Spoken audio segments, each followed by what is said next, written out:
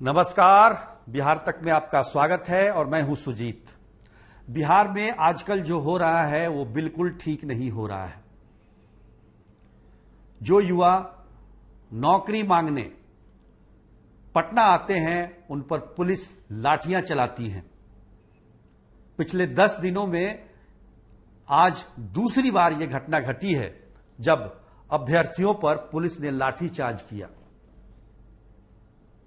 ऐसा नहीं है कि एनडीए की सरकार में पुलिस लाठीचार्ज नहीं करती थी, लेकिन एनडीए की सरकार में लाठीचार्ज होना और महागठबंधन की सरकार में लाठीचार्ज होना अंतर है। इस अंतर को समझिए।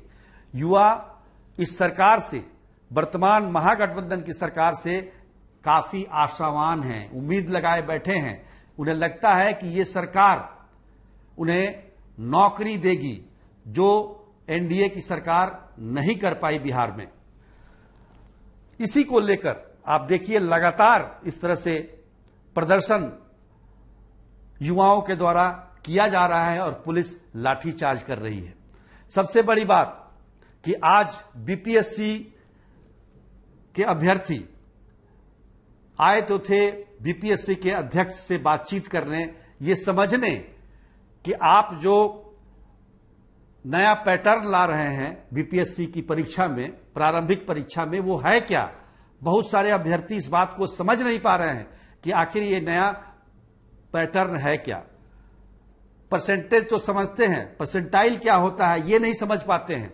तो उस चीजों को समझना चाहते हैं। सरकार को चाहिए, बीपीएससी के अध्यक्ष को चाहिए कि वो अभ्यर्थियों को इस बात से समझाएं कि आखिर नया पैटर्न क्यों किया जा रहा है।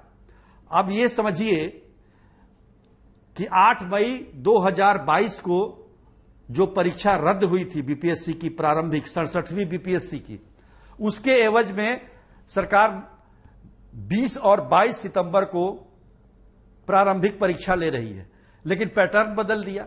अरे भाई, प्रश्न पत्र लीक हुआ, उसकी जिम्मेदारी कौन लेगा। आयोग को चाहिए कि जैसे पहले लिया जाता था एग्जाम, परीक्षा पहले ली जाती थी, उसी पैटर्न पर रखते। ये नया पैटर्न उस एग्जाम के लिए, जो एग्जाम रद्द हुआ है उसके लिए करने की क्या जरूरत थी। आप अगले 68वीं में करते।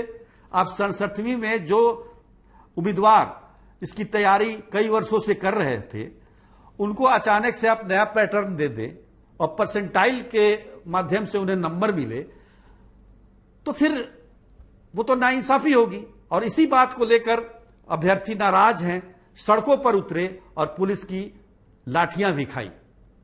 अब हम आपको बताते हैं कि परसेंटाइल क्या है। अब जैसे 150 प्रश्न हैं, एक एक नंबर के 150 प्रश्न हैं। अगर आपने 140 प्रश्नों को टच किया और उसमें आपके 100 अंक आए, और दूसरा अभ्यर्थी जो है वो 150 प्रश्नों को टच करता है और उसको भी 100 आए, तो परसेंटाइल में जो पहले वाला है, जो 140 में 100 लाया है, उसको बेहतर मार्क्स मिलेंगे, उसको ग्रेड अच्छा मिलेगा। तो ये अंतर है। ये अंतर समझ नहीं पा रहे हैं अभ्यर्थी। परसेंटेज तो समझते हैं। तो कहने का मतलब यह है कि सरकार को चाहिए या आयोग को चाहिए कि कम से कम ये परीक्षा जो पुराने पैटर्न पर था उसी पैटर्न पर लें तो ज्यादा बेहतर होगा, क्योंकि तैयारी उसी हिसाब से अभ्यर्थी करते हैं। दूसरा ये भी सवाल है कि इस बार 2 दिन परीक्षा है, क्योंकि आयोग का कहना है कि परीक्षार्थियों की संख्या बहुत ज्यादा है, उम्मीदवारों की, अभ्यर्थियों की संख्या बहुत ज्यादा है। ऐसे में हमारे पास एग्जाम सेंटर जो होते हैं, परीक्षा केंद्र, वो लिमिट में है। अच्छे एग्जाम सेंटर, पिछली बार की तरह नहीं कि कहीं भी परीक्षा केंद्र बना दिया और वहां से प्रश्न पत्र लीक हो गए। तो उसके लिए 2 दिन परीक्षा रखी गई है। अब अभ्यर्थियों का यह भी मानना है कि दोनों दिन अलग अलग प्रश्न पत्र आएंगे। हो सकता है किसी दिन कुछ कठिन प्रश्न आए, किसी दिन हल्का प्रश्न आए। तो इस बात का भी संशय अभ्यर्थियों में है, उम्मीदवारों में है। तो इस बात को दूर करने की जरूरत है। लाठीचार्ज करना इस समस्या का निदान नहीं है। अभी 10 दिन पहले जो लाठीचार्ज हुआ सीटेट और बीटेट के अभ्यर्थियों पर, उसमें जो जांच के आदेश दिए गए एडीएम पटना के लाठीचार्ज के मामले को लेकर, उसका अभी तक कोई रिजल्ट नहीं आया। आपने कहा था कि 2 दिन में जांच रिपोर्ट आ जाएगी। अरे भाई, कौन दोषी है कौन दोषी नहीं है, इसका फैसला तो करो। जनता के बीच ये मैसेज तो जाना चाहिए कि सरकार जो है युवाओं को नौकरी देने के लिए काम कर रही है।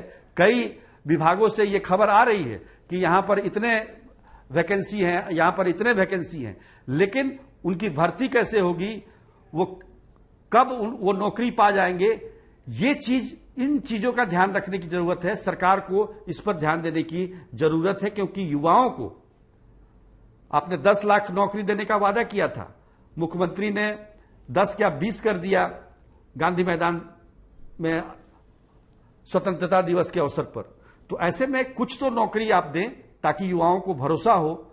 और ये हम आप ही के लिए कह रहे हैं, क्योंकि आपसे उम्मीदें हैं युवाओं को, बेरोजगारों को, कि उन्हें नौकरी मिले। आज के लिए बस इतना ही। तब तक के लिए नमस्कार।